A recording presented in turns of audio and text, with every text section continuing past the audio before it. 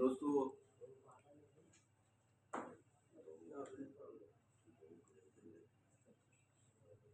दोस्तों बड़ी खुशी हुई डॉक्टर साहब ने मुझे बुलाया दावत दी और ਮੈਨੂੰ ਨਹੀਂ ਇਲਮ ਕਿ ਤੁਹਾਡਾ ਆਪਸ ਚ ਦੋਸਤਾਂ ਦਾ ਕਿਸ ਤਰ੍ਹਾਂ ਸੇ ਬਲਕਿ ਤਾकि पता ਚੱਲਿਆ ਕਿ ਇਸ ਵਜ੍ਹਾ ਤੋਂ ਕੱਟ ਹੋਇਆ ਹੈ ਡਾਕਟਰ ਸਾਹਿਬ ਦਾ ਮੈਂ ਸ਼ੁਕਰੀਆ ਅਦਾ ਕਰਨਾ। ਉਸ ਤੋਂ ਬਾਅਦ ਨਵੀਦ ਭੱਟ ਸਾਹਿਬ ਦਾ ਸੁਣ ਰਹੇ ਹਾਂ, बहुत शुक्रिया अदा करने अल्लाह ताला इन्होंने दुआ है कि अल्लाह ताला इन्होंने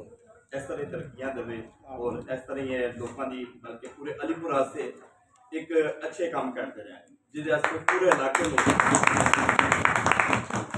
इन्हों दी कोशिशा और जो ये काम कर रहे हैं उन्होंने फायदा पूरे इलाके में हो किसी एक मर्द शख्स या सारे मुख्तलिफ बंदे ना हो पूरे इलाके में कराना इस तरह का फायदा होता रहे। दूसरा डॉक्टर साहब बिल्कुल साढ़े क्लासू जनाब मेरे हमसाए भी बन रहे हैं, बड़ी खुशी है और नज़दीक आ रहे हैं बिल्कुल तो